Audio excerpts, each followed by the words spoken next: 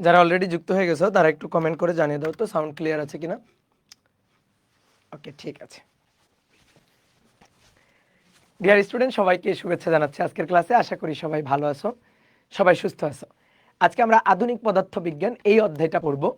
তো এই অধ্যায়ের মধ্য দিয়ে আমার সাথে তোমাদের ক্লাস শেষ হবে। তো আশা করি আমি যে ক্লাসগুলো নিছি এই পর্যন্ত, এই অধ্যায়গুলো তুমি খুব ভালোভাবে প্র্যাকটিস করছো বাসায়। ক্লাসে যা পড়াইছি এর বাইরে থেকে কোশ্চেন আসবে না, সব কিছু সুন্দর করে গুছাই দেওয়ার ট্রাই করছি। এখন তোমার যেটা দরকার, তুমি বাসায় একটু নিজেকে সময় দিলে তাহলে তুমি একটা ভালো প্রিপারেশন নিয়ে পরীক্ষার হলে যাইতে পারবা। তো চলো আমরা আর কথা না বাড়াই, আমরা আজকে আমার নেওয়া লাস্ট অধ্যায় আধুনিক পদার্থবিজ্ঞান, এই অধ্যায়টা আমরা শুরু করবো আজকে। ওকে, তো আমি প্রথমে প্রত্যেকটা ক্লাসের মতো প্রথমে আমি সূত্রগুলোকে একটু এক জায়গায় করে দিই।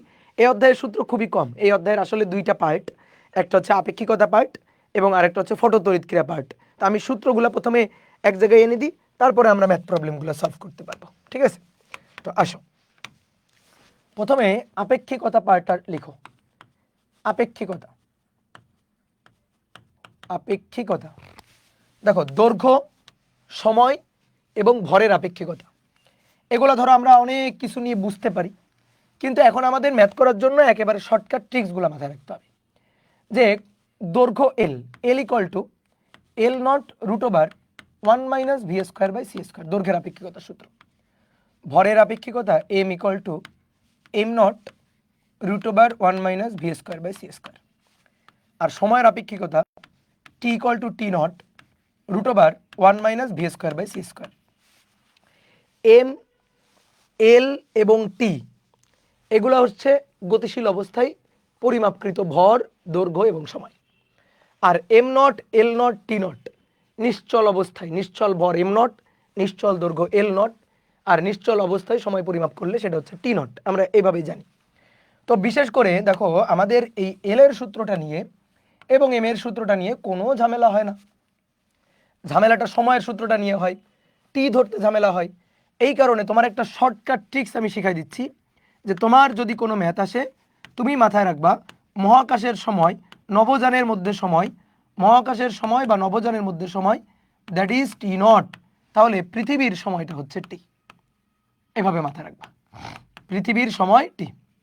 এটা হচ্ছে শর্টকাট ট্রিক্স, কোনো নিয়ম না, বাট এগুলো শর্টকাট ট্রিক্স। তোমার বইয়ে যত ম্যাথ আছে তুমি এই শর্টকাট ট্রিক্সটা মাথায় রাখলে ম্যাথ করতে পারবা। ঠিক আছে, তাহলে এই গেল তিনটে আপেক্ষিকতার সূত্র। এইবার আসো ভর, শক্তি, উপপাদ্য। শক্তি যদি বলি মোট শক্তি বা শক্তি, যদি বলি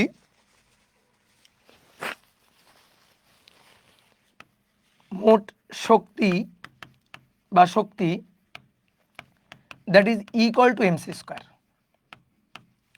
যদি বলা হয় গতিশক্তি, তাহলে গতিশক্তি হবে E K, kinetic energy, mc² minus M naught c²।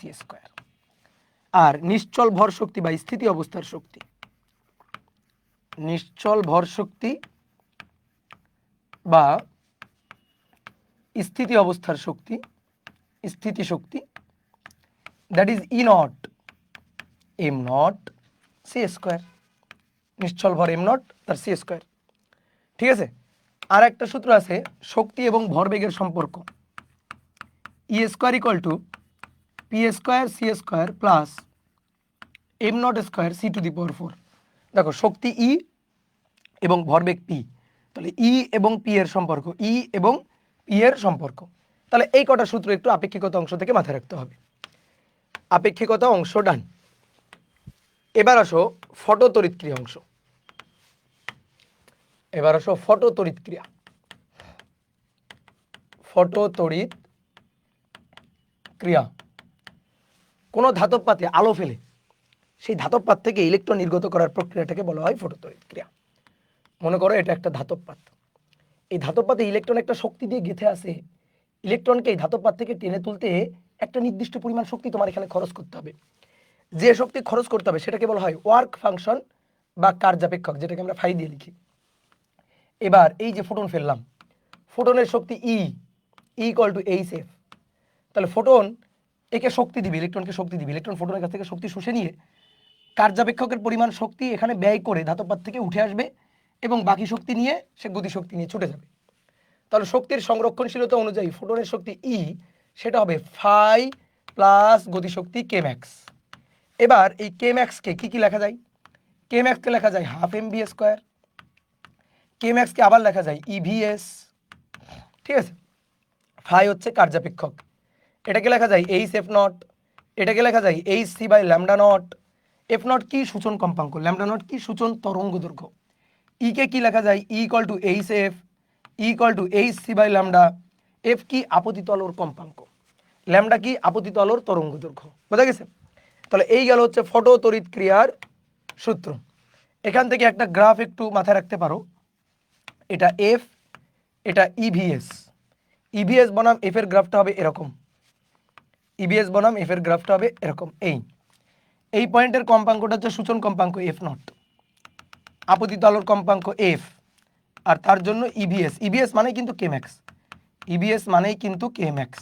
তাহলে এই বিন্দুর স্থানাঙ্ক হবে এফ কমা ইভিএস, আর এইটুকু হচ্ছে এইচ এফ নট মানে ফাই, সহজ কথা। তাহলে এই গ্রাফটা একটু মাথায় রাখতে পারো। এবার আরো কিছু ছোট ছোট সূত্র,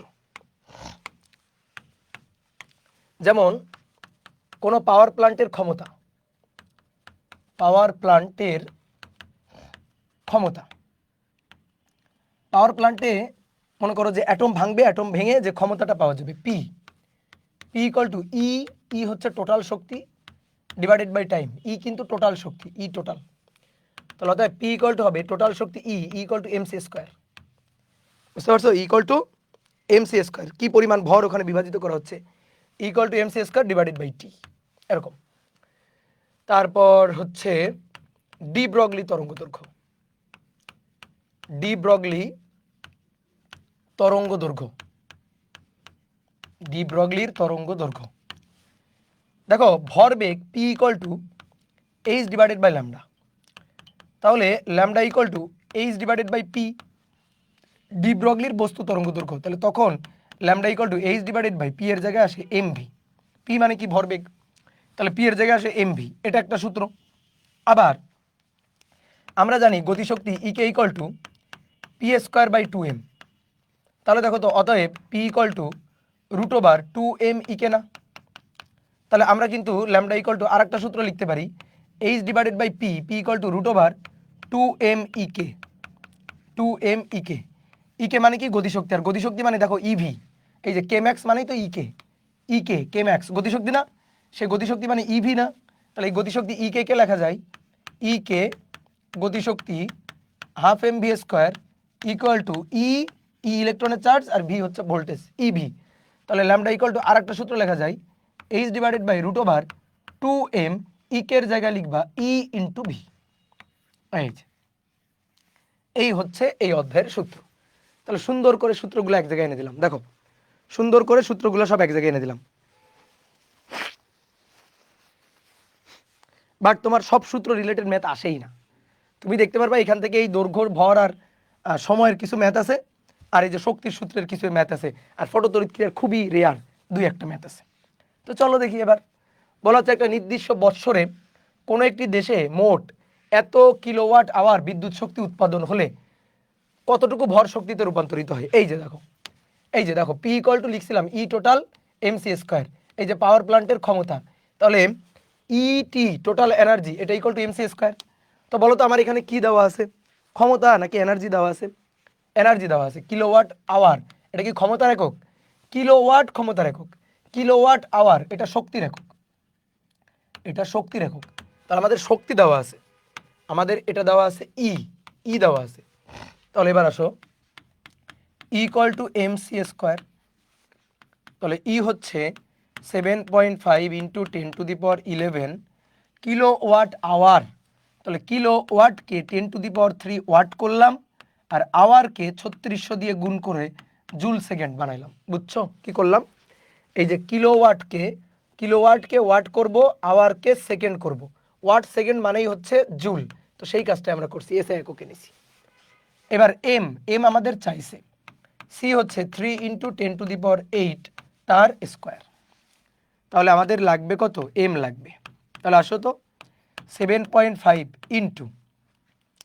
ইন্টু এটা 3.6 ইন্টু 10⁻³ 10⁻³ তাহলে 3 আর 3 6 আর 11 তাহলে 10⁻15 3 আর 3 6 আর 11 10⁻17 10⁻17 ডিভাইডেড বাই এম লাগবে তো 3 × 9 গুণ 8-এর পাওয়ার হচ্ছে মানে দেখো 8 10⁻8 পাওয়ার হচ্ছে 2 তো পাওয়ারে পাওয়ারে গুণ হবে 8 দুগুণে 16 হবে 8 দুগুণে 16 8 8 64 না কিন্তু 8 দুগুণে 16 মানে কি 10⁻8 10⁻8 তাহলে 8 + 8 16 ওকে এবার হিসাব বিকাশ তাহলে 10⁻17 আর 10⁻16 কাটাকাটি করে উপরে 10 থাকে আর এইখানে কি করতে হবে 7.5 আর 3.6 আর 9 তাহলে 7.5 ইন্টু 3.6 5 ছক 30-এর 0 হাতে 3 6 7 42 43 44 45 তারপর 3 দিয়ে 3 5 15 5 হাতে 1 3 7 21 আর 1 22 তাহলে 0 5 আর 5 10-এর 0 হাতে 1 4 5 6 7 আর 2 27 পয়েন্টের পরে 1 ঘর পয়েন্টের পরে 1 ঘর তাহলে পয়েন্টের পরে টোটাল 2 ঘর 27 27 ভাগ 9 তাহলে 3 নং 27 তাহলে 3 গুণ 10 30 কেজি তাহলে অ্যান্সার কোথায় দেখি 30 কেজি এই যে মিলে গেছে পারা যাবে না ওকে কোন দেশে উৎপাদিত তড়িৎ শক্তির পরিমাণ এত কিলোওয়াট আওয়ার সেম ম্যাথ এটা তোমার কাজ ওকে একটি বস্তু কণার মোট শক্তি পরিমাপ করে এর স্থিতি অবস্থার 3 গুণ পাওয়া গেল মোট শক্তি ই হবে স্থিতি অবস্থার শক্তি অর্থাৎ ই নটের 3 গুণ ই নটের 3 গুণ তাহলে বস্তুটির দ্রুতি বেগ কত মোট শক্তি ই মানে mc², 3 ই নট মানে m0 c² কাটাকাটি এবার এই m = m0 √1 - v² c² দিয়ে 3 m0 কাটাকাটি এবার বর্গ করে উল্টায় দাও 1 - v² c² 1/3 × 9 তাহলে v² c² 1 - 1/9 তাহলে 9 9 - 1 8 তাহলে অতএব v = 8/9 এর রুট 8/9 এর রুট তো 9 এর রুট করলে 3 আর 8 মানে 2√2 বোঝা গেছে তাহলে অ্যান্সার মিলছে গুড এত তরঙ্গ দৈর্ঘ্যের ফোটনের শক্তি কত ফোটনের শক্তি এত তরঙ্গ দৈর্ঘ্য ল্যামডা E = hc/λ বসাও h এর মান 6.626 মানে 6.63 into 10⁻34 3 into 10⁸ divided by lambda হচ্ছে 6630 ইন্টু 10⁻10 বুঝছ এবার আসো এখানে পয়েন্ট আছে এখানে পয়েন্টটা আছে কোথায় এখানে আছে 3 ঘর সামনে নিয়ে আসবো তাহলে 6.63 গুণ 3 গুণ 10⁻−34 আর 8 তাহলে -34 আর 8 তাহলে 30 থেকে 8 বাদ দিলে থাকে কত 22 23 24 25 26 তাহলে -26 আর এখানে পয়েন্ট 3 ঘর আগায় নিয়ে আসবো তাহলে 6.630 3 ঘর আগায় নিয়ে আসলে 3 যোগ 3 ঘর পিছায় নিয়ে গেলে 3 বিয়োগ 3 ঘর আগায় নিয়ে আসছি 1 2 3 3 ঘর আগায় নিয়ে আসছি তাহলে 3 যোগ হবে তাহলে -10 + 3 তাহলে -7 হবে -7 হবে ওকে তাহলে এইটা আর এটা কাটাকাটি গেল তাহলে উপরে থাকলো 3 গুণ 10⁻6 তার মানে -19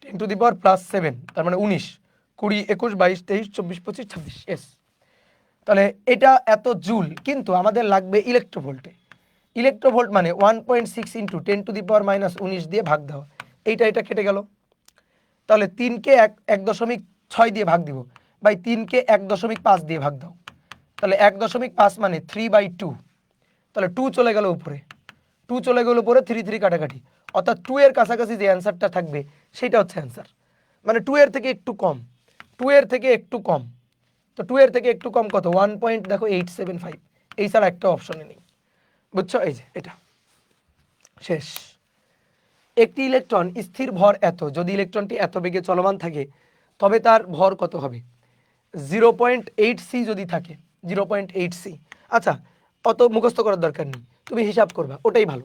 কারণ কতগুলো মুখস্থ রাখবা, 0.6 সি থাকলে একরকম, 0.8 সি থাকলে একরকম, তারপরে 2/√2/3 সি থাকলে একরকম, 0.995 সি থাকলে একরকম, মানে এতগুলো কি মুখস্থ করার দরকার আছে? না, তুমি হিসাব করে ফেলবা।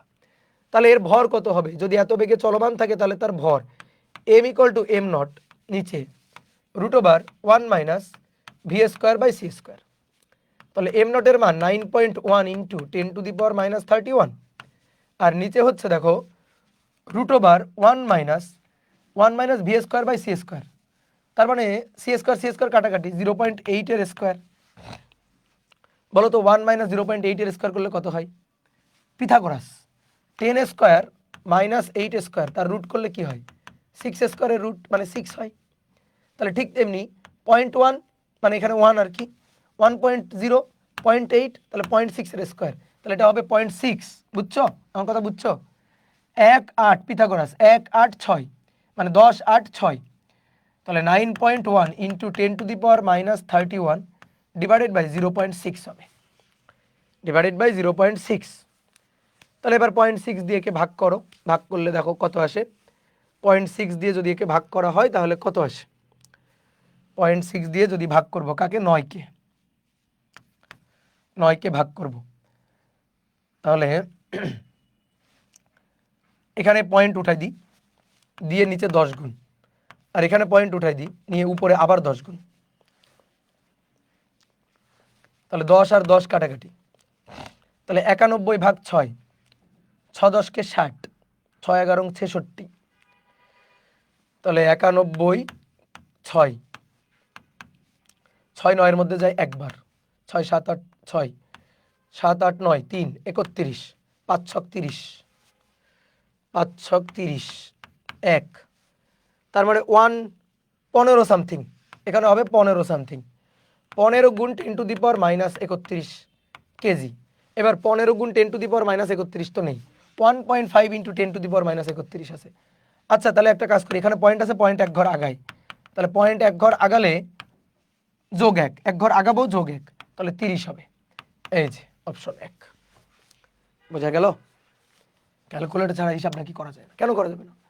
এত বেগে চলমান কোন কোনার ভর বেগ কত হবে? দেখো ভর বেগ চাইছে, p = কি mv, বেগের মান v দেওয়া আছে এটা, আর m = m0 √1 - v²/c², আর v = c/√2। দেখো এগুলো নিজে নিজে সলভ করতে গিয়ে তুমি খুবই প্যারা খাইতা, বাট দেখো আমি তোমার সুন্দর করে সলভ করে দিচ্ছি, তুমি জাস্ট নিয়মটা দেখো, তাহলে দেখবা পরীক্ষার হলে একটা কনফিডেন্স পাবা অন্যরকম।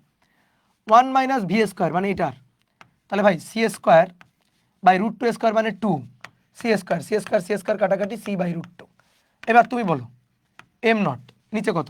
1 - ½ তো 1 - ½ মানে কি হাফ, অর্থাৎ 1/√2 c/√2, √2 চলে গেল উপরে, তাহলে √2 m0 c/√2, √2 কাটাকাটি m0 c, কত? m0 c, ওই যে অ্যান্সার m0 c। যদি কোনো আণবিক বোমার ফিশন বিক্রিয়ায়, যদি কোনো আণবিক বোমার ফিশন প্রক্রিয়ায় 1 কেজি ভর লোপ পায় তবে নির্গত শক্তি কত হবে? নির্গত শক্তি = হবে mc²। 1 কেজি ভরে 1 কেজি ভর লোপ পাওয়া মানে কি? এই 1 কেজি ভর শক্তিতে কনভার্ট হবে, বুঝছো? তাহলে m এর মান 1 আর c এর মান 3 × 10⁸ তার স্কোয়ার, তো 3 × 3 = 9, আর 8 এর 2 গুণ করলে 16, তাহলে 9 × 10⁻16 শেষ। কোন দেশে উৎপাদিত তড়িৎ শক্তির পরিমাণ এত হলে ভরের পরিমাণ কত কিলোগ্রাম? করছি না এটা? করছি তো এটা হোমওয়ার্ক। দেখো এই ম্যাথ কতবার আসছে। এ ও বি দুটি ফোটন পরস্পরের বিপরীত, পরস্পরের দিকে সি বেগে, তাহলে বি ফোটনের সাথে এ ফোটনের আপেক্ষিক বেগ কত? বলো কত? c + c 2c হবে। আলোর বেগের কোনো আপেক্ষিকতা হয়? ফোটন মানে আলোর কণা, যে পর্যবেক্ষক যে কাঠামো থেকে আলোর কণা দেখুক আলোর বেগ একই পরিমাপ করবে, সি পরিমাপ করবে। তাহলে একটা ফোটন সি বেগে যাচ্ছে আর একটা ফোটন সি বেগে যাচ্ছে, তাহলে এ ফোটনের সাপেক্ষে বি ফোটনের বেগ c + c হবে না, c + c হবে না, সি হবে, আলোর বেগ সিই হবে। আলোর বেগের কেউ আপেক্ষিকতা পরিমাপ করবে না। ধরো আমি 10 মিটার/সেকেন্ড বেগে যাচ্ছি, বিপরীত দিক থেকে আলো আসতেছে, একটা ফোটন আসতেছে, তা আমার কাছে কি ওই ফোটনের বেগ কত মনে হবে? আমার কাছে ফোটনের বেগ সি প্লাস সামথিং মনে হবে না, সি মনে হবে। ফোটনের বেগের কোনো, আলোর বেগের কোনো আপেক্ষিকতা হবে না। ঠিক আছে, মাথায় রেখো কিন্তু, এটা কিন্তু খুব ইম্পর্টেন্ট এমসিকিউ। একটি বস্তুর ভর এত, ভরকে সম্পূর্ণ তাপশক্তিতে রূপান্তরিত করলে তাপশক্তির পরিমাণ কত? দেখো মানে একই টাইপের question, E equal to MC square, সহজ কথা, ই ইকুয়াল টু এমসি স্কোয়ার।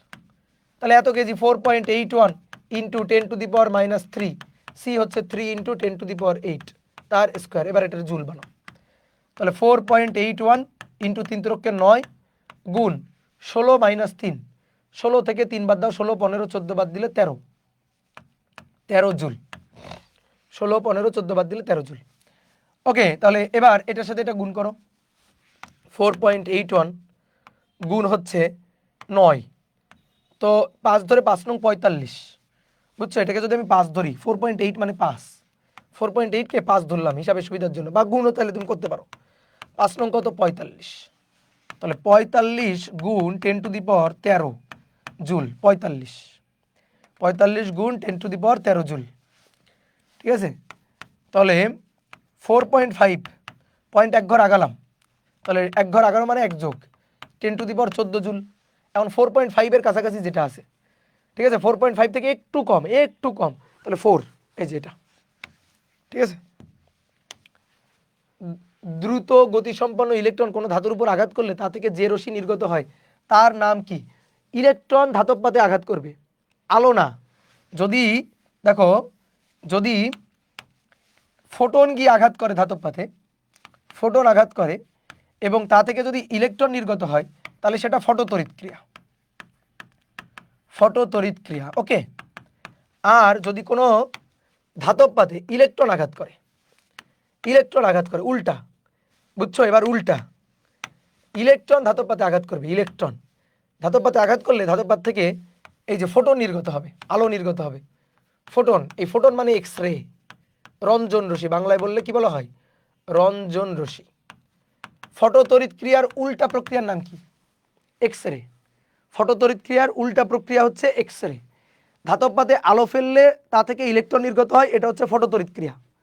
আর ধাতব পাতে উচ্চ গতি সম্পন্ন ইলেকট্রন দিয়ে আঘাত করলে তা থেকে এক্স রে মানে ফোটন নির্গত হয়। বুঝতে পারছো? একজন মহাশূন্যচারী 25 বছর বয়সে এত বেগে গতিশীল একটি মহাশূন্যযান ছড়ে মহাকাশ ভ্রমণে গেল। তিনি পৃথিবীর হিসাবে, এই যে ভালো করে বুঝো, পৃথিবীর হিসাবে, তাহলে পৃথিবীর হিসাবটা টি আর মহাকাশের হিসাব টি নট, তাহলে নিজের বয়স নিজেকে মাপতে হবে। আমি যদি এখন ওর বয়স মাপি যে ভাই ও 25 বছর বয়সে গেছিল আর পৃথিবীর হিসাবে 30 বছর পর ফিরে আসছে, এটা পৃথিবী আমার হিসাবে। তুমি মাতবাড়ি করে অন্যের বয়স মাপতে পারবা না, যার বয়স তাকে মাপতে হবে।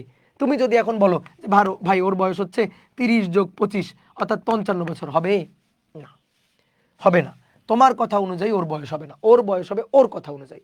তাহলে ও মহাকাশে কতদিন ছিল, বুঝতে পারছো? ও মহাকাশ যানে কতদিন ছিল, এই যে মহাকাশ যান, এই মহাকাশ যানের মধ্যে ও কতদিন ঘুরে বেড়াইছে, তাহলে ও ওর সময় যেটা পরিমাপ করবে দ্যাট ইজ টি নট। আর পৃথিবীতে অতিবাহিত হয়ে গেছে টি 30 বছর। বোঝা গেল? তাহলে T equal to T naught √1 - v²/c²। তাহলে T naught equal to T, T এর মান কত? 30 √1 - 1.8। দেখো এটা ভালো করে বোঝো, 1.8 ইন্টু 10⁸8, 3 ইন্টু 10⁸8 তার স্কোয়ার। এটা কাটাকাটি গেল। 1.8, 3 × 6 = 18, 1.8কে 3 দিয়ে ভাগ করো 6, তার মানে 30 √1 - 0.6 এর স্কোয়ার। দেখো বোঝো কিনা? 3 × 6 = 18, 3 × 6 = 18 মানে 0.6, তাহলে 0.6 এর স্কোয়ার। তো 0.6 এর স্কোয়ার মানে কি? 30 গুণ 0.8, বুঝছো? 1 - 0.6 square, 1 square minus 0.6 square equal two 0.8 square, 10 square বিয়োগ 6 স্কোয়ার ইকুয়াল টু 8 স্কোয়ার। তাহলে 0.8 হবে, 0.8, তাহলে 3 × 8 = 24, 3 × 8 = 24, পয়েন্টের পরে এক ঘর, ঠিক আছে, পয়েন্ট শূন্য আর কি, এই যে 0 আর 3 × 8 = 24, তাহলে 24 বছর, 24 বছর। এখন তার বর্তমান বয়স কত হবে? সে তো 25 বছর বয়সে গেছিল, ঠিক আছে, বয়স 25 বছর বয়সে গেছিল, 24 বছর পর আসছে, তাহলে 4 আর 5 9, 2 আর 2 4, 49 বছর। দেখি অপশনে 49 বছর আছে কিনা। ওই যে জল জল করতেছে 49 বছর। কোন রশ্মি বিদ্যুতিক ক্ষেত্র দ্বারা বিচ্যুত হয় না? বিদ্যুতিক ক্ষেত্র দ্বারা বিচ্যুত হবে না, তড়িৎ নিরপেক্ষ এরকম রশ্মি। তো বিটা কিন্তু নেগেটিভ, আলফা কিন্তু পজিটিভ। তাহলে আলফা বিটা বাদ দিয়ে যা আছে গামা এবং রঞ্জন রশ্মি। তা আলফা বিটা কোনোটি নয় রঞ্জন রশ্মি, রঞ্জন রশ্মি। ঠিক আছে, এটা তড়িৎ নিরপেক্ষ। রঞ্জন রশ্মি এবং গামা রশ্মি। গামা রশ্মিও তড়িৎ নিরপেক্ষ। এই দুইটা যে কোনো একটা থাকলে অ্যান্সার হবে। ইকুয়াল টু এমসি স্কয়ার সূত্রটা কার? কার? আমি তো পারি না এটা, কার বলো? ইকুয়াল টু এমসি স্কয়ার সূত্র কার বলো? কত বেগে একটি কণা গতিশীল হলে এর ভর দ্বিগুণ হবে? ওকে, তাহলে ভর এম হবে আর স্থির ভর এম নট এর দ্বিগুণ। স্থির অবস্থায় যে ভর আছে দ্যাট ইজ এম নট। তো কত বেগে গতিশীল হলে সেই ভরটা দ্বিগুণ হবে। এবার M equal to M naught, নিচে 1 minus V square by C square, 2 M naught কাটো, এবার উল্টায় বর্গ করো, 1 minus V square by C square, আর উল্টায় বর্গ করলে 1/4। তাহলে ভাই V square by C square equal to 1 মাইনাস 1/4। তাহলে নিচে 4 মাইনাস 1 3/4। তাহলে V square by C square, অর্থাৎ V equal to √3/2c, √3/2c হয়ে গেছে। ক্যাথোড নলে ইলেকট্রনের গতিশক্তি নির্ণয়ের সমীকরণ কোনটি? ইলেকট্রনের কি গতিশক্তি? গতিশক্তি half M V square equal to eV voltage, eV cathode নলের বিভব, eV equal to half M V square. দেখো এটা কই আছে? ইভি ইকুয়াল টু গতিশক্তি, এই যে ইভি ইকুয়াল টু গতিশক্তি হাফ এম ভি স্কোয়ার। একটি বস্তুর নিশ্চল ভর ও চলমান ভরের মধ্যে সম্পর্ক হলো নিশ্চল ভর এম নট আর চলমান ভর এম, এদের মধ্যে সম্পর্ক হচ্ছে M equal to M nought √1 minus V square by C square. এত বছর বয়সে একজন নভোচারী এত বেগে গ্যালাক্সি পরিভ্রমণ বের হয় পৃথিবীর ক্যালেন্ডার মাফিক, পৃথিবীর ক্যালেন্ডার মাফিক, দ্যাট ইজ টি। ঠিক আছে, তাহলে সে কতদিন পর ফিরে আসলো? That is T not. করছি না আগে? তাহলে টি নটটা বের করবা, টি নটটা বের করে তার সাথে 35 বছর যোগ করে দিবা, 35 যোগ করে দিবা। এটা একটু আগেই করছি। ঠিক আছে, তাহলে এটা হোমওয়ার্ক। চৌম্বক ক্ষেত্রের উপর প্রভাব নেই কোন রশ্মির? চৌম্বক ক্ষেত্র এবং তড়িৎ ক্ষেত্রের উপর প্রভাব নেই যে রশ্মি তড়িৎ বা চৌম্বক নিরপেক্ষ। তো কি? রঞ্জন রশ্মি আর গামা রশ্মি। তাহলে alpha beta cosmic gamma, gamma এবং রঞ্জন রশ্মি। এক্স রে রশ্মির তরঙ্গ দৈর্ঘ্য এত হলে এর কম্পাঙ্ক কত? পারবো না। ই ইকুয়াল টু তরঙ্গ দৈর্ঘ্য ল্যামডা, যদি এটা হয় তাহলে কম্পাঙ্ক চাইছে, তাহলে C equal to F lambda, V equal to F lambda. তো এফ এর মানটা আমাদের বের করতে হবে। F equal to C 3 × 10⁸ divided by lambda 3 × 10⁻−10। 3 3 কাটাকাটি, তাহলে 10⁸8 + 10 18 হার্টজ। শেষ। এত ইলেকট্রোভোল্ট গতিশক্তি সম্পন্ন ইলেকট্রনের ভর কত? এত ইলেকট্রোভোল্ট গতিশক্তি সম্পন্ন ইলেকট্রনের ভর কত? গতিশক্তি সম্পন্ন ইলেকট্রনের ভর, এত ইলেকট্রোভোল্ট গতিশক্তি সম্পন্ন ইলেকট্রনের ভর কত? E K equal to half M V square, E K equal to half M V square. এত ইলেকট্রোভোল্ট, আচ্ছা তাহলে ইলেকট্রনের ভর, এত ইলেকট্রোভোল্ট গতিশক্তি সম্পন্ন ইলেকট্রনের ভর। আচ্ছা তাহলে গতিশক্তির সূত্র E K equal to M C square minus M naught C square. অনেকে বলছে ভাই এই সূত্রটা লিখে হলো না কেন? ইকে ইকুয়াল টু আমি বলতেছি half M V square. V কত তুমি জানো না? তাহলে এটা ক্লাসিক্যাল ফিজিক্স না, এটা ক্লাসিক্যাল ফিজিক্স না, এই যে মডার্ন ফিজিক্স। তাহলে ইকে দেওয়া আছে এত ইলেকট্রোভোল্ট, 1.6 × 10⁶, 1.6 × 10⁻−19 দিয়ে এম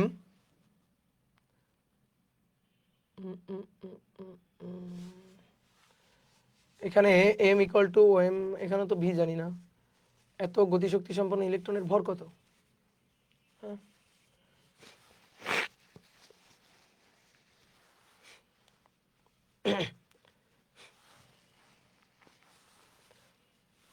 এত গতিশক্তি সম্পন্ন ইলেকট্রনের ভর চাইছে, এত ইলেকট্রোভোল্ট গতিশক্তি দেওয়া আছে, বেগ তো দেওয়া নেই। এত বেগ না থাকলে তো কোনোভাবেই হবে না। এত গতিশক্তি সম্পন্ন ইলেকট্রনের ভর কত? ভর কত?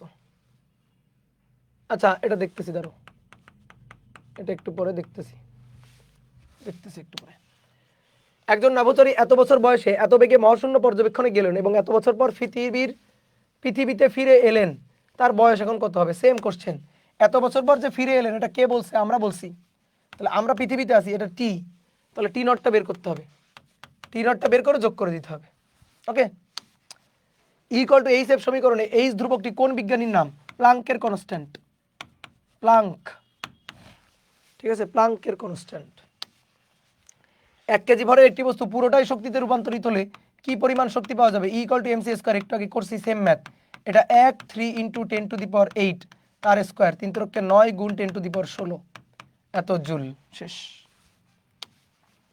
ফোটনের নিশ্চল ভর শূন্য, ফোটনের কোনো নিশ্চল ভর নেই। ফোটনের বেগ আলোর বেগ। তো তুমি আমরা বলতে পারবা যে একটা স্থির ফোটন আমি দেখে আসছি? ভাই তুমি ফোটন দেখলে আলো দেখছো, আর আলো দেখলে আলোর বেগ আছে সি। তাহলে নিশ্চল ফোটন তুমি দেখো না, তাহলে নিশ্চল ফোটনের ভর নেই। নিশ্চল ফোটনের ভর শূন্য, m0 নিশ্চল ফোটনের ভর শূন্য। আপেক্ষিক তত্ত্ব কত প্রকার? আপেক্ষিক তত্ত্ব দুই প্রকার। একটা হচ্ছে জেনারেল থিওরি অফ রিলেটিভিটি, আর একটা হচ্ছে স্পেশাল থিওরি অফ রিলেটিভিটি, অর্থাৎ সাধারণ আপেক্ষিকতা আর বিশেষ আপেক্ষিকতা। সাধারণ আপেক্ষিকতা আর একটা হচ্ছে বিশেষ আপেক্ষিকতা। সাধারণ আপেক্ষিকতা এবং বিশেষ আপেক্ষিকতা। ওকে, সাধারণ আপেক্ষিকতা এবং বিশেষ আপেক্ষিকতা। স্থির অবস্থায় একটি রকেটের দৈর্ঘ্য এত মিটার, তাহলে এত বেগে চললে তার দৈর্ঘ্য কত হবে? বলো কত হবে? এই বেগ, আগে বেগটা দেখো 2 × 10⁻², মানে কত? 200 মিটার পার সেকেন্ড। আরে ভাই এটা তো আলোর বেগের অনেক কম, ভি এর মান সি এর তুলনায় অনেক অনেক কম, তাহলে আপেক্ষিকতা তো হবে না। যা দৈর্ঘ্য তাই, এ তো ক্লাসিক্যাল ফিজিক্স। কখন দৈর্ঘ্য চেঞ্জ হবে? আলোর বেগের কাছাকাছি বেগে গেলে। আলোর বেগের কাছাকাছি বেগ অর্থাৎ আলোর বেগের 60%, 40%, 0.8 সি, 0.6 সি, 0.5 সি, 0.9 সি, এরকম হলে চেঞ্জ হবে। কিন্তু এটা আলোর বেগের তুলনায় অনেক অনেক কম, তাহলে যা দৈর্ঘ্য তাই থাকবে, 100 মিটারই থাকবে। ওকে, এত গ্রাম ভরের একটি বস্তুকে সম্পূর্ণরূপে শক্তিতে রূপান্তরিত করলে কত শক্তি পাওয়া যাবে? দেখো ঘুরে ফিরে এই কোশ্চেন দিয়েই কোশ্চেন ব্যাংক ভরা। ইকুয়াল টু এমসি স্কয়ার, এটা কিন্তু গ্রামে আছে, তাহলে 100 গ্রাম, তাহলে 10⁻³ কেজি, 3 × 10⁸ তার স্কোয়ার, তাহলে 3 × 9, 3 × 9, তাহলে 9 গুণ 100, 100 মানে 10⁻², 10⁻³ 10⁻8 দুগুণে 16, তাহলে 9 গুণ 16, 17, 18 থেকে 3 বাদ, 18, 17, 16 বাদ 15, 10⁻15 জুল, 15 জুল। শেষ। আইনস্টাইন নোবেল পুরস্কার লাভ করে কিসের জন্য? এটা আমরা অনেকে ভুল জানি। আমরা ভাবি আইনস্টাইন মানে আপেক্ষিকতার জন্য নোবেল প্রাইজ পাইছে। নো, আইনস্টাইন নোবেল প্রাইজটা পাইছে হচ্ছে ফটো তড়িৎ ক্রিয়া ব্যাখ্যার জন্য। কি ব্যাখ্যার জন্য? ফটো তড়িৎ ক্রিয়া ব্যাখ্যার জন্য। এই যেটা ফোটনের শক্তির রাশিমালা কোনটি? ফোটনের শক্তির রাশিমালা ইকুয়াল টু এইচ অথবা hc/λ, এই দুইটার মধ্যে যে কোনো একটা। হয়ে গেল। একটি ফোটনের তরঙ্গ দৈর্ঘ্য এত হলে এর কম্পাঙ্ক কত হবে? আবার তরঙ্গ দৈর্ঘ্য দেওয়া আছে, কম্পাঙ্ক f চাইছে, তাহলে c = f λ, তাহলে f = c 3 × 10⁸ ডিভাইডেড বাই 3000 অ্যারমস্ট্রং, তাহলে 3000 গুণ 10⁻−10, তার মানে 3 × 10⁸ আর 3 × 10⁻³ 10⁻−10 -10, তাহলে নিচে কত? নিচে হচ্ছে -7, 3 3 কাটাকাটি, তাহলে 10⁸ যোগ 7 15, 10⁻15। শেষ। একজন লোকের ভর এত, কত বেগে উড়ন্ত রকেটে থাকাকালীন মাটিতে অবস্থিত একজন পর্যবেক্ষণ নিকট তার ভর 100 কেজি মনে হবে। তাহলে নিশ্চল অবস্থায় ভর ছিল m0, রকেটে করে দৌড় দিছে, তাহলে আমি পৃথিবীতে তাকিয়ে যখন ওই রকেটকে দেখবো তখন তার ভর হবে আমার কাছে m, তাহলে m = m0 √1 - v²/c²। আসো, m এর মান 100, m0 এর মান 90, √1 - v²/c², তাহলে এখানে নিয়ে আসি 1 - v²/c², 90/10 মানে 9/10, 9 নং 81, 10 10 = 100, 9 নং 81, 10 10 = 100 বর্গ করলাম আর কি। এবার V square by C square মানে 1 মাইনাস 81/100, তাহলে V square by C square এটা ইকুয়াল টু নিচে 100, 100 বিয়োগ 81, তাহলে নিচে 100, 100 থেকে 80 বাদ দিলে 20 আর 1 বাদ দিলে 19, 100 থেকে 80 বাদ দিলে 20 আর 1 বাদ দিলে 19, তাহলে অতএব V equal to √19/10, √19/10 C, C মানে 3 × 10⁸, 3 × 10⁸। এবার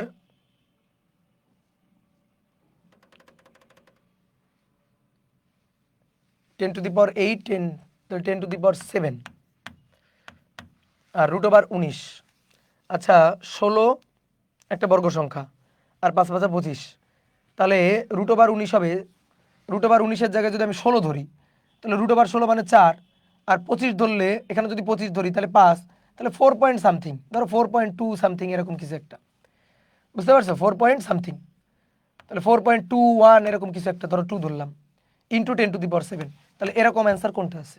4 পয়েন্ট সামথিং অ্যান্সার কোনটা আছে? এই যে এটা, বুঝলা? বুঝছো? 4 পয়েন্ট, ও সরি, এর সাথে 3 গুণ দিতে হবে, দাঁড়াও, এই যে 10⁸ আর 10 কাটাকাটি করে 10⁷, এবার এটা হচ্ছে √19, তো 19 হচ্ছে 4 ধরলাম, মানে 16 ধরলাম, 16 ধরলে বর্গ সংখ্যা পাবো, কারণ 4-এর বর্গ 16 আর 5-এর বর্গ 25, তাহলে 16 ধরায় বুদ্ধিমানের কাজ, তাহলে এটা 4 পয়েন্ট সামথিং, ধরো 4.2 সামথিং, গুণ হচ্ছে 3, তাহলে 3 4 12, তাহলে 12 দশমিক সামথিং গুণ 10⁷, এরকম আসবে, 12 দশমিক সামথিং গুণ 10⁷,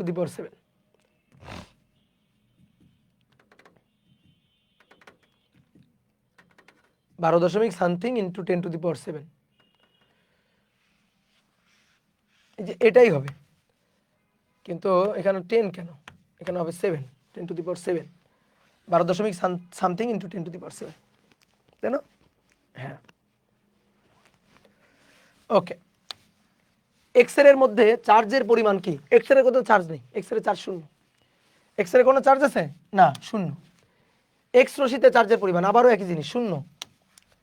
একটি ধাতব পদার্থের সূচন শক্তি হলো এত, সূচন শক্তি মানে কি? কার্যাপেক্ষক ফাই, তাহলে সূচন কম্পাঙ্ক কত? তাহলে phi equal to H F nought, তাহলে সূচন কম্পাঙ্ক এফ নট বের করতে হবে। ওকে, তাহলে এফ নট হচ্ছে ফাই 1.07, 1.6, এই যে ইলেকট্রোভোল্ট মানে 1.6 ইন্টু 10⁻⁻19, তাকে ভাগ দিব প্লাঙ্ক কনস্ট্যান্ট দিয়ে 6.63 ইন্টু 10⁻34, তাহলে এবার হিসাব করতে হবে, আসো হিসাব করি। তাহলে এখানে হচ্ছে 10⁻, এটা 1.07 কে 1 ধরলাম, এটাকে 1.5 মানে 3/2 ধরতে পারি,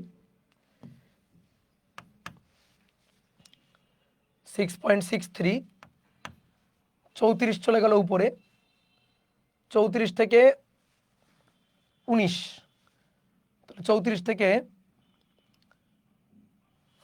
10 বাদ দাও 24, 10 বাদ দাও 14, তাহলে 15 থাকবে, 10⁻15 উপরে, 19 যেহেতু বাদ দিচ্ছি, ঠিক আছে? 20 বাদ দিলে হয় 14, তাহলে 19 বাদ দিলে হবে 15, আর এটার সাথে এটা গুণ করব, তাহলে 1.07 কে 1 ধরলাম, 1.6, তাহলে উপরে 1.6 আর নিচে 6.63, নিচে 6.63,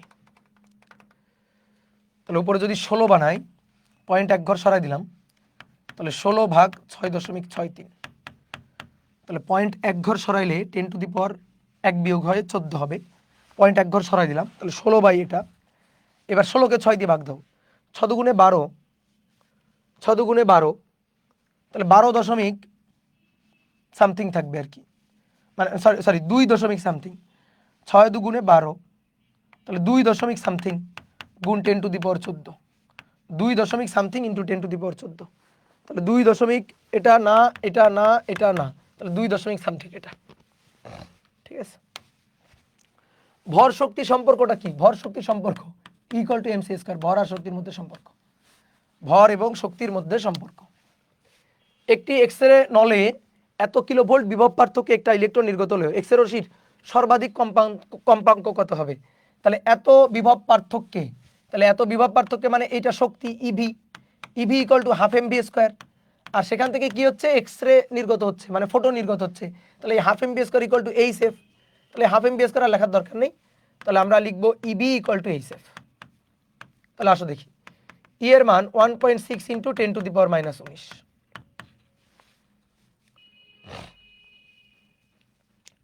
সর্বাধিক কম্পাঙ্ক হবে, কম্পাঙ্কের অ্যান্সার হবে হার্টজ। এখানে এককগুলা ভুল আছে, সিভি টাইপ করতে ভুল করছে, এককগুলা ভুল আছে। কম্পাঙ্কের একক হবে সর্বাধিক কম্পাঙ্ক, কম্পাঙ্কের একক হবে হার্টজ, তাহলে সিভি কেন? ই ভি এর মান হচ্ছে 40 কিলোভোল্ট, তাহলে 40 গুণ 10⁻³ ভোল্ট, 6.63 ইন্টু 10⁻⁻34, দেন এফ। তাহলে এখান থেকে এফ এর মান বের করতে হবে। তাহলে 1.6 ইন্টু 10⁻⁻19, 40 গুণ 10⁻³ ডিভাইডেড বাই 6.63 ইন্টু 10⁻⁻34। ঠিক আছে, এই দেখো একটু আগে এই টাইপের একটা হিসাব করছি, সেম হিসাব। তো এখানে যেহেতু অপশন নাই তাহলে আর হিসাব করতেছি না, বোঝা গেছে? ডান। আপেক্ষিক তত্ত্বের আবিষ্কারক কে? কে আবিষ্কারক জানো? কে আবিষ্কারক? এটা তো আমি জানি না, তোমরা জানো? একটি ফোটনের শক্তি এত হলে ফোটনের তরঙ্গ দৈর্ঘ্য নির্ণয় করো। আবারও একই জিনিস, ফোটনের শক্তি ই, তাহলে ইকুয়াল টু এইচ এফ, তরঙ্গ দৈর্ঘ্য বের করবা। এটা হচ্ছে 1.77 ইন্টু 10⁻1.77 গুণ 1.6 ইন্টু 10⁻⁻19, 6.63 ইন্টু 10⁻⁻34, দেন এখান থেকে এফ এর মানটা, ও আচ্ছা তরঙ্গ দৈর্ঘ্য চাইছে, সরি তরঙ্গ দৈর্ঘ্য চাইছে, তো তাহলে equal to H C by lambda. তাহলে 1.77 1.6 ইন্টু 10⁻⁻19, 6.63 ইন্টু 10⁻⁻34, সি এর মান 3 ইন্টু 10⁸ ডিভাইডেড বাই ল্যামডা। তাহলে ল্যামডা ইকুয়াল টু দেখি 6.63 গুণ 3 গুণ 10⁻⁻34 যোগ 8, তাহলে -34 থেকে 10 বাদ দাও, তাহলে -24, এবার 2 যোগ করো 25 26 ডিভাইডেড বাই 1.77 গুণ 1.6 10⁻⁻19। ঠিক আছে, তাহলে এবার হিসাব নিকাশ করতে হবে।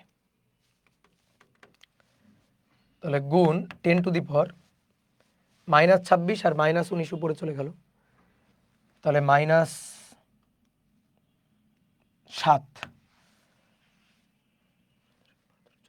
হ্যাঁ 10⁻⁷, -7 আর কি, 10⁻⁷, আর এইটুকুর হিসাব এখন করতে হবে বসে বসে।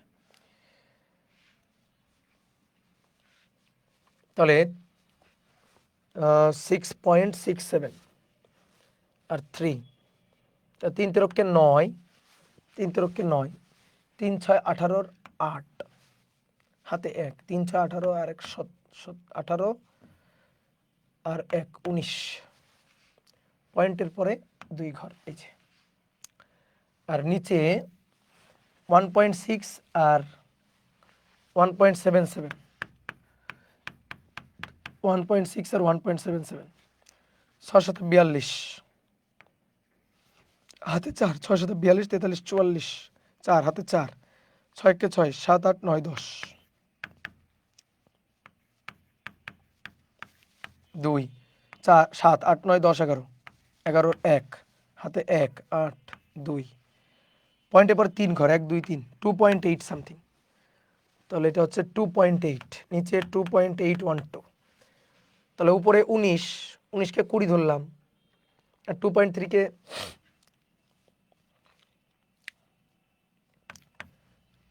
কে 3 ধরলাম, তাহলে 20 ভাগ 3, 3 7 21, মানে 7 পয়েন্ট সামথিং, 2 দিয়ে যদি ভাগ করি, 19 কে 2 দিয়ে ভাগ করলে 3 7 1 2 2 19, 7 পয়েন্ট সামথিং হবে। তাহলে 7 পয়েন্ট সামথিং, 7 পয়েন্ট সামথিং অর্থাৎ 7 ইন্টু 10⁻⁻7, তার মানে কি 7000 গুণ 10⁻⁻10, তার মানে 7000 অ্যারমস্ট্রং, 7000 অ্যারমস্ট্রং, এর আশেপাশে যেটা আছে সেটা অ্যান্সার। তাহলে 7023, বুঝছো? ক্যালকুলেটর রাখলে একটু কষ্ট হবে, বাট হবে, একটু কষ্ট হবে, বাট হবে। বাংলাদেশে এত মেগাওয়াটের একটি নিউক্লিয়ার রিঅ্যাক্টর তৈরি হচ্ছে, এই নিউক্লিয়ার রিঅ্যাক্টরে প্রতি সেকেন্ডে কি পরিমাণ ভর শক্তিতে রূপান্তরিত হয়? এবার বলো তো কি দেওয়া আছে? মেগাওয়াট মানে ক্ষমতা, তাহলে P equal to E by T, E total by T, তাহলে P দেওয়া আছে ক্ষমতা এত মেগাওয়াট, তাহলে 1000 গুণ 10⁶ watt equal to mc square, 3 into 10⁸ তার স্কোয়ার। কি চাইছে? নিউক্লিয়ার রিঅ্যাক্টর প্রতি সেকেন্ডে কি পরিমাণ ভরকে শক্তিতে রূপান্তরিত করে। প্রতি সেকেন্ড মানে টি কয় সেকেন্ড? 1 সেকেন্ড। কি চাইছে? ভর। কি চাইছে? ভর। তাহলে ভর এম এর মানটা বের করতে হবে, টি এর মান 1 সেকেন্ড। তাহলে অতএব এম ইকুয়াল টু 1 ইন্টু 10⁻³ আর 6 মানে 9 ডিভাইডেড বাই 3×9 10⁻16। তাহলে ভাই 1/9, 1/9 মানে 0.111 সামথিং, 1/9, আর 10⁻9 আর 16, তাহলে -16, 10 11 12 13 14 15 16, 7, -7, তাহলে এত কেজি, এত কেজি। এখন গ্রাম লাগবে আমাদের, দেখো অপশনগুলো আছে গ্রামে, ওকে। তাহলে 0.111 ইন্টু 10⁻3 কমাই দাও, 5 6 7, 10⁻, মানে সরি, হ্যাঁ 3 কমাই দাও, তাহলে -4 এত গ্রাম। তো এটা কি আছে অপশনে? আছে। এই যে পয়েন্ট এক ঘর পিছাই নিয়ে যাও, এক ঘর পিছাই নিয়ে গেলে 1.11 ইন্টু 10⁻⁻5 গ্রাম, এক ঘর পিছাই নিয়ে যাও, ওই যে অ্যান্সার শেষ। ওকে। আলোর কোন ধর্ম তরঙ্গ তত্ত্বের সাহায্যে ব্যাখ্যা করা যায় না? আলোর কোন ধর্ম তরঙ্গ তত্ত্বের সাহায্যে ব্যাখ্যা করা যায় না? অপবর্তন যায়, প্রতিফলন যায়, পোলারায়ন যায়, পোলারায়ন মানে পোলারাইজেশন যায়, ঠিক আছে, সরল পথে গমন মানে প্রতিফলন প্রতিসরণই তো সরল পথে গমন, ব্যাখ্যা করা যায়। ব্যাখ্যা করা যায় না আলোর তড়িৎ ক্রিয়া, ফটো তড়িৎ ক্রিয়া ব্যাখ্যা করা যায় না। তাহলে ফটো তড়িৎ ক্রিয়া ব্যাখ্যা করা যায় কি দিয়ে? কোয়ান্টাম তত্ত্ব দিয়ে। কি দিয়ে? কোয়ান্টাম তত্ত্ব দিয়ে। আর কোয়ান্টাম তত্ত্বের প্রবর্তক কে? প্রবর্তক ম্যাক্স প্লাঙ্ক, ঠিক আছে, ওকে। আলোর কোন প্রতিভা তরঙ্গ তত্ত্বের সাহায্যে ব্যাখ্যা করা যায়? আচ্ছা, কোন ঘটনা তরঙ্গ তত্ত্বের সাহায্যে ব্যাখ্যা করা যায় না? একই কোশ্চেন তো, একই কোশ্চেন। ক্ষরণ নলে বায়ুচাপ কত হলে ক্যাথোড রশ্মি নির্গত হয়? এটা মুখস্থ অ্যান্সার, মুখস্থ অ্যান্সার, বইয়ের তথ্য, যে ক্ষরণ নলে বায়ুচাপ কত হলে 0.01 মিলিমিটার। আলোর গতিতে চলমান একটি বস্তু কণার ভর কত? অসীম। কেমনে অসীম? M equal to m0 √1 - v²/c², V equal to C বসাও তো। তাহলে m0 √1 - c²/c², c² 1, 1 - 1 0, কোনো কিছুকে 0 দিয়ে ভাগ করলে অসীম, তাহলে অসীম, ইনফিনিটি। এত গতিশক্তি ইলেকট্রনের ভর কত? এত গতিশক্তি ইলেকট্রনের ভর কত? এই যে সেম কোশ্চেন, এটা তো আগেও দেখছিলাম, ওই যে যেটা বাঁধা রাখছিলাম। এত গতিশক্তি ইলেকট্রনের ভর কত? একটি ইলেকট্রনকে ভর শক্তি রূপান্তর প্রক্রিয়ায় সম্পূর্ণরূপে শক্তিতে রূপান্তরিত করলে কি পরিমাণ শক্তি পাওয়া যায়? একটা ইলেকট্রনকে ভর শক্তি রূপান্তর প্রক্রিয়ায়, ইলেকট্রন E = mc², তাহলে ইলেকট্রনের ভর হচ্ছে 9.11 ইন্টু 10⁻31, তাকে C3 ইন্টু 10⁸ সম্পূর্ণরূপে শক্তিতে রূপান্তরিত করে ফেলবো। কাকে? ইলেকট্রনকে। দেখো ম্যাক্সিমাম এই অধ্যায়ের এমসিকিউ হচ্ছে এই সূত্র দিয়ে, ম্যাক্সিমাম। তাহলে 9.11 ইন্টু 10⁻31, 3×9 গুণ 10⁻8 2 16, 16 9 9 81, 9 9 81, 81 দশমিক সামথিং, এরকম কাছাকাছি অ্যান্সার যেটা যাবে, বা 9.11 গুণ 9, 9 × 9, 9 × 9, 9 9 9 81, পয়েন্টের পর, আচ্ছা 9 দিয়ে গুণ করে ফেলছি, এবার পয়েন্টের পরে 2 ঘর, তাহলে 81.99, 81.99, ও আচ্ছা ইলেকট্রোভোল্টে আছে, এটা তো জুলে পাচ্ছি আমরা, কোনো সমস্যা নেই। 81.99 গুণ 10⁻, 30 থেকে 16 বাদ দাও, তাহলে 30 থেকে 16 বাদ দিলে 30 থেকে 15 বাদ দিলে 15, 16 বাদ দিলে 14, তাহলে যোগ 1 15, ঠিক আছে 15, 30 থেকে 16 বাদ দিলে 15। এবার নিচে এটা তো জুল এককে ইলেকট্রোভোল্ট বানাবো, 1.6 × 10⁻⁻19 দিয়ে ভাগ। এইবার 1.6 × 10⁻⁻19 দিয়ে ভাগ, তাহলে 80 ধরলাম, এটাকে 80 81.9 নয় 82 ধরা যায়, 82 ভাগ 16, 82 ভাগ 16 10⁻15, পয়েন্ট এক ঘর পিছাই দিছি, তাহলে 10⁻⁻20 হয়ে যাবে, এক ঘর পিছাইলে এক বিয়োগ -20, 5 লং 80, তাহলে 5 পয়েন্ট সামথিং, 5 পয়েন্ট সামথিং গুণ 10⁻⁻5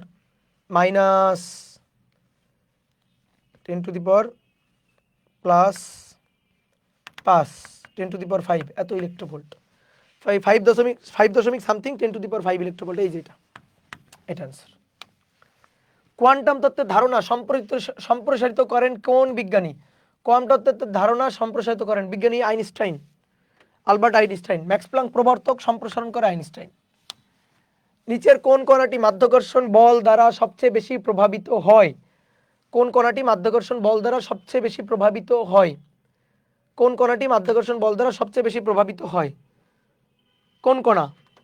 ফোটন, ইলেকট্রন, নিউট্রন, প্রোটন। কোন কণা মাধ্যাকর্ষণ বল দ্বারা সবচেয়ে বেশি প্রভাবিত হয়? যার ভর বেশি। ইলেকট্রনের ভর 10⁻31। আচ্ছা, এটা একটু দেখতেছি, এটার উত্তর জানা নাই। একটি এম ভর ও সি আধান বিশিষ্ট একটি ইলেকট্রন সি বিভব পার্থক্যে ত্বরিত হলে ইলেকট্রনের চূড়ান্ত বেগ কত হবে? তাহলে বিভব পার্থক্য ইভি ½ mv², চূড়ান্ত বেগ। বিভব পার্থক্য ছিল ভি, তাহলে ভি বিভব পার্থক্যে চূড়ান্ত বেগ ভি হবে 2ev / m তার রুট আছে, 2ev / m তার রুট। ডান। প্লাঙ্কের ধ্রুবক একক নিচের কোন রাশির সাথে মিল আছে? প্লাঙ্কের ধ্রুবক এইচ, তার একক E = hf, তাহলে h = E/f, E হচ্ছে জুল আর f হচ্ছে সেকেন্ড, তাহলে জুল পার সেকেন্ড,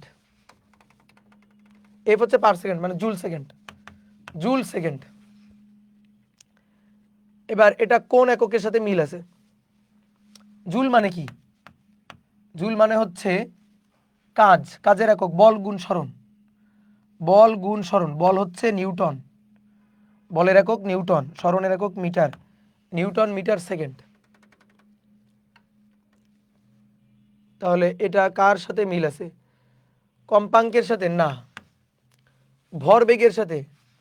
ভরবেগ কেজি মিটার পার সেকেন্ড। আচ্ছা, তাহলে নিউটনকে যদি ভাঙি, নিউটন মানে বল, F = ma, m কেজি, a মানে ত্বরণ, metre per second square second, তাহলে কেজি মিটার পার সেকেন্ড। এই যে প্লাঙ্কের ধ্রুবক একক কেজি মিটার পার সেকেন্ড আর ভরবেগ কেজি মিটার পার সেকেন্ড, কার সাথে মিলেছে? ভরবেগের সাথে। একটি ইলেকট্রনের অবস্থানের অনিশ্চয়তা ΔX এবং ভরবেগের অনিশ্চয়তা ΔP হলে, আচ্ছা বলো তো ভরবেগের সংরক্ষণ সূত্রটা কি? হাইজেনবার্গের অনিশ্চয়তা নীতির সূত্রটা কি? অনিশ্চয়তা নীতির সূত্রটা হচ্ছে তোমার পড়াশোনা ΔX আর তোমার সোশ্যাল মিডিয়া অ্যাক্টিভিটি ΔP, এই দুইটার গুণফল হবে ধ্রুবক, h/2, ঠিক আছে, h/2, এই যে h/2 আর কি, তো h/2 লিখলাম আমরা। অর্থাৎ তোমার পড়াশোনা এবং ভরবেগ একটা যদি খুবই নিশ্চিত হয় আর একটা অনিশ্চিত হয়ে যাবে। যদি অবস্থান নিশ্চিত হয় তাহলে ভরবেগ অনিশ্চিত, আর ভরবেগ নিশ্চিত হলে অবস্থান অনিশ্চিত। তা আমাদের বলছে ΔX 0 হলে ΔP কত? ভাই ΔX যদি 0 হয় তাহলে ΔP কত হবে? ΔP হবে এই h/2 ভাগ 0 মানে অসীম, একটা 0 হলে আরেকটা হবে অসীম, তাহলে অসীম হবে। অসীম কোনটা? এই যে অসীম এটা। এবার আরেকটা কি হচ্ছে ΔX ΔP = h²/2। এবার ΔX যদি অসীম হয়, এটা যদি ইনফিনিটি হয় তাহলে ΔP কত হবে? ΔP হবে 0, একটা যদি অসীম হয় তাহলে আরেকটা হবে 0, ঠিক আছে। অতএব তাহলে ΔP হবে কোনো কিছুকে অসীম দিয়ে ভাগ করলে 0, তাহলে ইনফিনিটি এবং 0 কই আছে? এই যে এটা ইনফিনিটি এবং 0। বলো এগুলা কি পারা যাবে না? একটি ট্রেন আলোর দ্রুতির কত দ্রুতিতে চললে চলমান দৈর্ঘ্য নিশ্চল দৈর্ঘ্যের অর্ধেক হবে? তাহলে দৈর্ঘ্য L, L equal to L naught root over 1 - v² / c²। তাহলে চলমান দৈর্ঘ্য এল হবে নিশ্চল দৈর্ঘ্যের অর্ধেক, এল নট বাই 2। এই 1 - v² / c², এল নট কাটাকাটি, তাহলে 1/4 1 - v²/c²। তাহলে v²/c² এই পাশে আসলো 1 - 1/4, তাহলে 4 4 - 1 3/4, তাহলে v equal to √3/2c, v equal to √3/2c। এই যে এটা দেখো, এবার সবগুলা পারা যাবে এগুলা, বুঝছো? এত বেগে চলমান কণার ভরবেগ এটা করাইছি, কিন্তু m0c করাই দিছি।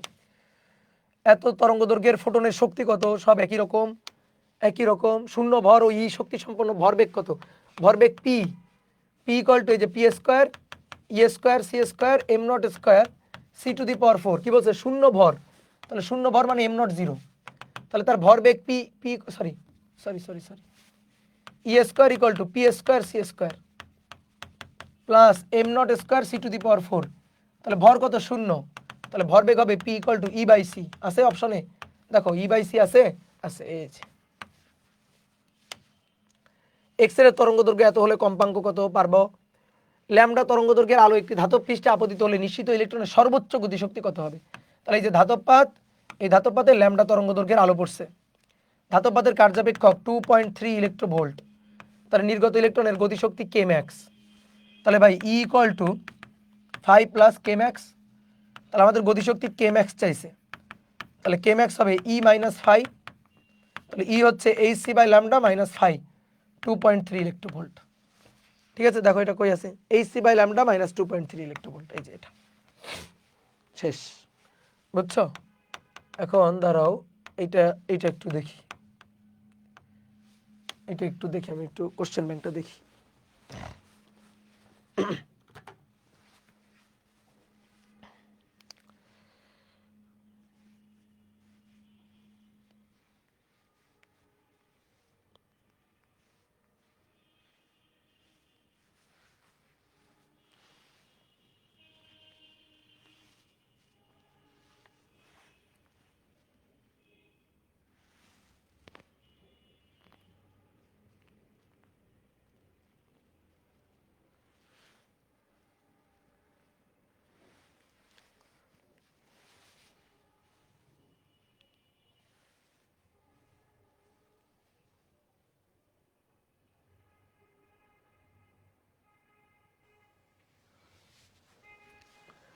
আচ্ছা, নিচের কোন কণাটি মাধ্যাকর্ষণ বল সবচেয়ে বেশি প্রভাবিত হয়? অর্থাৎ যার ভর বেশি, যার ভর বেশি তারাই বেশি প্রভাবিত করবে, যার ভর বেশি। তো প্রোটনের ভর কত? প্রোটনের ভর 1.673 ইন্টু 10⁻⁻²৭। নিউটনের ভর কত? নিউটনের ভর 1.675 গুণ 10⁻⁻² কেজি। ইলেকট্রনের অনেক কম, 9.11 ইন্টু 10⁻31 এত কেজি। আর ফোটনের তো নিশ্চল ভর শূন্য। তাহলে এই কটার মধ্যে কার সবচেয়ে বেশি? দেখো ইলেকট্রনের 10⁻31 কম, সবচেয়ে কম। এটাও 10⁻²৭, এটাও 10⁻²৭। তো প্রোটনের হচ্ছে 1.673 আর নিউটন হচ্ছে 1.675। তাহলে নিউটনের ভরটা বেশি, তাহলে এটাকে বেশি প্রভাবিত করবে, বুঝছো? নিউটনের ভরটা বেশি, এটাকে বেশি প্রভাবিত করবে। আর স্টার চিহ্ন দিয়ে রাখছিলাম, দেখি এটা একটু দেখি, এটা কি? এত ইলেকট্রোভোল্ট গতিসম্পন্ন ইলেকট্রনের ভর কত?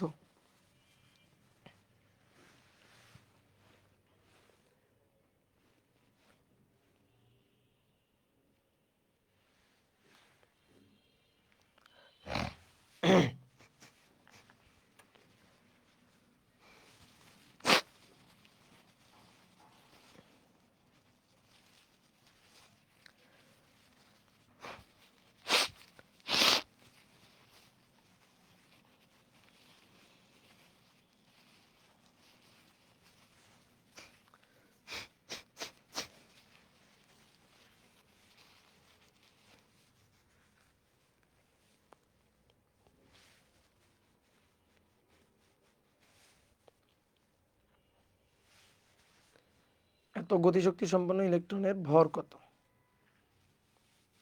এটা তো কই পাচ্ছি না তো এটা।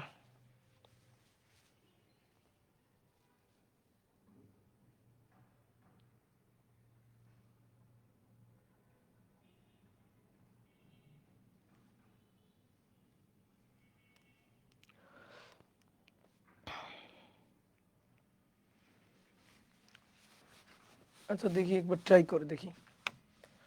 এত গতিসম্পন্ন ইলেকট্রনের ভর কত? E K equal to M C square minus M naught C square. তাহলে এত গতিশক্তি সম্পন্ন ইলেকট্রনের ভর, তাহলে এমটাই বের করব। ও আচ্ছা, এটা সহজ ছিল তো। এমটা বের করলেই তো হইতো, বেগ তো লাগবে না। আরে মাথায় বুঝছি, এমটা বের করলেই তো কাজ শেষ। এম নটের মান তো আমরা জানি। তাহলে এম সি স্কোয়ার এটা ইকুয়াল টু ই কে, এটা ইকুয়াল টু ই কে বা ই কে, এটা equal to C square common নিই, M minus M nought. Okay, তাহলে এম মাইনাস এম নট এটা equal to E K by C square. M equal to M nought ওই পাশে নিয়ে যাও, M nought E K by C square. এবার এটার হিসাব করে যা আসে, এম নটের মান 9.11 ইন্টু 10⁻31 প্লাস ই কে 1.6 ইন্টু 10⁶ 1.6 ইন্টু 10⁻19 ইলেকট্রোভোল্টের। সি হচ্ছে 9 ইন্টু 10⁻3 9 10⁻16। এবার এটা হিসাব নিকাশ করতে হবে, এটা অবশ্যই হিসাব নিকাশ করতে হবে। ওকে, করি আসো। 9.11 ইন্টু 10⁻31 যোগ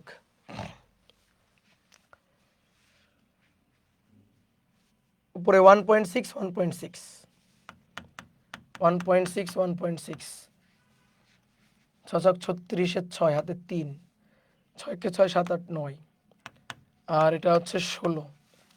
তাহলে 6 9 10 11 12 13 14 15 15 5 হাতে 1 2 256 পয়েন্টে পরে 2 ঘর 2.56 2.56 গুণ 10⁻19 থেকে 6 বাদ দাও, তাহলে 9 থেকে 6 বাদ দিলে -13 14 15 16 17 18 19, হ্যাঁ, ডিভাইডেড বাই 9 ইন্টু 10⁻16 10⁻16।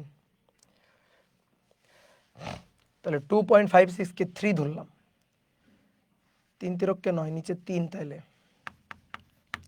9.11 ইন্টু 10⁻31 যোগ যোগ এটাকে দেখি 10⁻13 10⁻16, তাহলে 6 7 8 9 আর 2 -29, এটাকে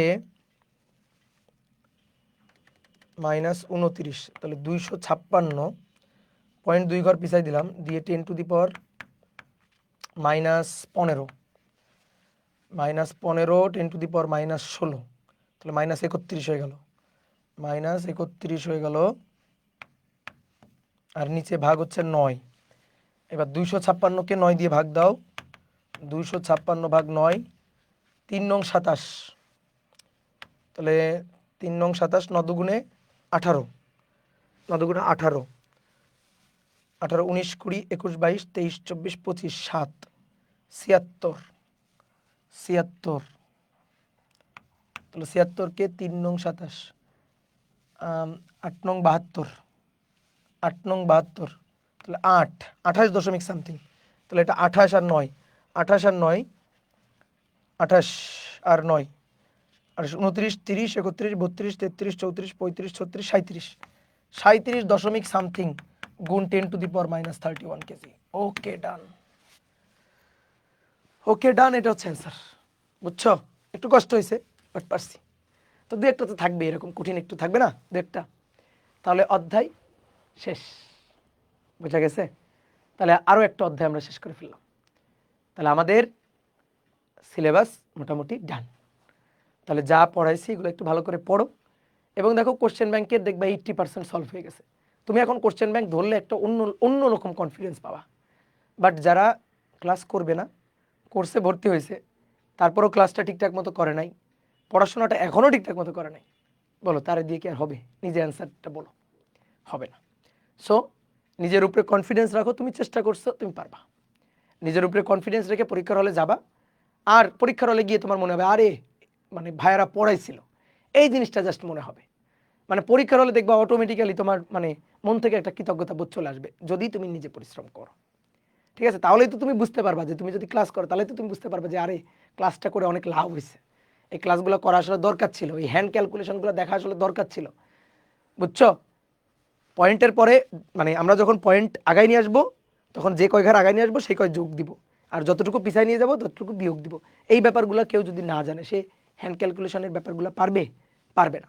অনেক সময় কি করছে আমরা, চালাকি করে একেবারে সঠিক মান বের করার দরকার নেই, এস্টিমেট ধারণা করে করে মানটা বের করছে। আমার তো অপশন টেস্ট করে উত্তরটা বের করাটাই দরকার, আমার একেবারে অ্যাকুরেট মানটা দরকার নেই, কাছাকাছি যেটা যায় সেটাই অ্যান্সার। এভাবে খুঁজে খুঁজে বের করতে হবে। তো ভালো করে পড়াশোনা করো, তোমাদের জন্য অনেক অনেক দোয়া থাকলো, অনেক অনেক ভালোবাসা থাকলো। যারা পরিশ্রম করছো অবশ্যই তোমাদের দেখবা উপরে একটা ভালো রেজাল্ট, ভালো ফলাফল দিবে। ঠিক আছে, পরিশ্রম না করে দুনিয়াতে কখনো কোনো কিছু গেইন করা যায় না। তুমি যখনই দেখবা কেউ অবশ্যই একটা ভালো কিছু অ্যাচিভ করছে, গেইন করছে, তার পিছনে তার অনেক হার্ড ওয়ার্ক আছে, অনেক কঠোর পরিশ্রম আছে। কঠোর পরিশ্রম ছাড়া কেউ কখনোই কোনো কিছু গেইন করতে পারবে না। ঠিক আছে, তো পরিশ্রমের কোনো বিকল্প নেই। তুমি পরিশ্রম করো, উপরওয়ালা তোমার উপরে সদয় হবে। উপরওয়ালা তাকেই সাহায্য করবে যে নিজেকে সাহায্য করে। ঠিক আছে, তো ভালো থাকো, সবাই সুস্থ থাকো, কেউ হতাশ হবে না। পরীক্ষা দেওয়ার আগ পর্যন্ত কোনোভাবে হতাশ হওয়া যাবে না। ঠিক আছে, পরীক্ষা দিয়ে তারপরে তুমি 2 মাস হতাশ হয়ে থাকো, কোনো সমস্যা নেই, কিন্তু পরীক্ষার আগে হাল ছাড়া যাবে না। যদি কোনোভাবে ধরো কোনো একটা পরীক্ষা একটু খারাপ হয়েছে, পরের পরীক্ষা যেন ওই কারণে আবার খারাপ না হয়। তুমি প্রথম পরীক্ষা খারাপ হইতে পারে, আমরাও যখন অ্যাডমিশন টেস্ট দিয়েছিলাম আমার প্রথম পরীক্ষা খারাপ হয়ে গেছিলো। ঠিক আছে, আমি কিন্তু হাল ছাড়ি নাই, পরের পরীক্ষা ভালো দিছি। তো প্রথম পরীক্ষা অনেকের কি হয়, প্রথম পরীক্ষা খারাপ হয়ে গেলে একেবারে হাল টাল ছেড়ে দিয়ে আমার দিয়ে হবে না, আমি পারবো না, আমি হবে না দিয়ে একটা মনে করো যে লেদানো ভাব চলে আসে, ওরকম ভাব আনা যাবে না, এটা খুবই খারাপ অভ্যাস। ঠিক আছে, অবশ্যই তোমার দিয়ে হবে। ঠিক আছে, যাদের মনে করো এই যে মেডিকেল হয় নাই তারা কৃষির জন্য চেষ্টা করতেছে, আবার এমনও স্টুডেন্ট আছে মেডিকেল হয় নাই, সে মনে করো যে বুয়েটের জন্য কিন্তু চেষ্টা করতেছে, তাই না? দেখবে অনেক স্টুডেন্ট যাদের মেডিকেল হয় নাই, ওদের ওদের দু এক মানে কিছু কিছু স্টুডেন্ট থাকবে, ওরা মানে দেখবা বুয়েটে করে ফেলবে, বুয়েটে ঢুকে যাবে। এখন কথা হচ্ছে বুয়েটে পড়াশোনা করা তো অনেক বেশি পরিশ্রমের ব্যাপার, তো ওই পরিশ্রমটাও কিন্তু করতেছে। ঠিক আছে, যারা ধরো মেডিকেলে হয় নাই, মেডিকেলে পিছলে গেছে, মেডিকেলের প্রশ্ন পদ্ধতি তো তুমি জানোই, পরীক্ষা পদ্ধতি কেমন হয় এটা তো তুমি জানোই। তো মেডিকেল এখানে আসলে আবার যদি একবার মেডিকেল পরীক্ষা না হইতো, যারা চান্স পাইছে দেখবা এরাদের অনেকেই চান্স পাইতো না, আবার যারা চান্স পায়নি তাদের মধ্যে অনেকেই চান্স পাইতো। তো অ্যাডমিশন টেস্টটা আসলে এরকম, লাক অবশ্যই প্রিফার করে, কিন্তু সাথে নিজের পরিশ্রমটাও অ্যাড হইতে হবে। তো লাকের ব্যাপারটা ঈশ্বরের কাছে ছেড়ে দাও, লাকের ব্যাপারটা উপরওয়ালার কাছে ছেড়ে দাও। ঠিক আছে, উপরওয়ালা তোমার ভাগ্যে যা রাখছে তাই হবে, বাট নিজের থেকে 100% ইফোর্টটা তোমার দিতে হবে। নিজের 100% ইফোর্ট না দিয়ে তুমি লাকের দোষ দিলে কিন্তু হবে না। ঠিক আছে, তুমি যদি নিজে ইফোর্ট দাও নাই, নিজে পরিশ্রম করো নাই, নিজে কষ্ট করো নাই, আর তুমি বলছো ভাই আমার ভাগ্যে ছিল না তাই হয় না, ঠিক আছে, এটা কিন্তু করা যাবে না। ঠিক আছে, ভাগ্যের ব্যাপারটা উপরওয়ালার কাছে ছেড়ে দাও, উপরওয়ালা তোমার ভাগ্যে যা লিখে রাখছে সেটাই হবে, কিন্তু তুমি তোমার দিক দিয়ে ইফোর্টটা দিয়ে যাও, তোমার কাজটা তুমি করে যাও। ঠিক আছে, ওকে, তাহলে তবে সবাই ভালো থাকো, সবাই সুস্থ থাকো, পরীক্ষার আগ পর্যন্ত ঠিকঠাকভাবে ঘুমাবা। ঠিক আছে, একেবারে সারা রাত জেগে পড়ে হ্যাঁ চোখের নিচে কালি ফেলে দিও না, তাহলে দেখবা পরীক্ষার হলে ঝিমঝিম লাগবে। আর পড়াটা ঠিকঠাকভাবে করো। অবশ্যই অনেকে কি হয় অ্যাডমিশন টেস্টের সময় কি হয়, খুবই একটা টেনশন কাজ করে, ঘুম ঠিকঠাক মতো হয় না, তাড়াতাড়ি সকালবেলা উঠে আবার পড়তে বসে যায়, কিন্তু পড়তে বসে হয় কি, ধরো তুমি খুব সকাল সকাল উঠে পড়তে বসে গেছো, কিন্তু টেবিলে বসে ঝিমাচ্ছ, খাটে বসে ঝিমাইতেছো, তাহলে কিন্তু হবে না। বুঝছো? ঝিমানো বাদ দিতে হবে।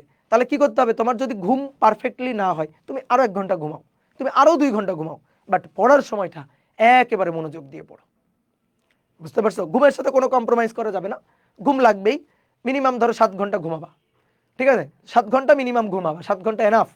দিনে 7 ঘন্টা মানে রাতে 7 ঘন্টা ঘুমানো এনাফ। তো তুমি 7 ঘন্টা তুমি ঘুমাবা। তোমার যদি মনে হয় আরো 1 ঘন্টা বেশি ঘুমাও তাও ঘুমাও, কিন্তু যে সময়টুকু পড়ো ওই সময়টুকুতে ঘুমটাকে একেবারে দূর করে দিতে হবে। ঘুম যেন একেবারে বাড়ির মতো তোমার রুমের ধারে কাছেও যেন না আসতে পারে। ঠিক আছে, তো সবাই ভালো থাকো, সবাই সুস্থ থাকো, সবার জন্য অনেক অনেক শুভকামনা, অনেক অনেক দোয়া থাকলো। টাটা।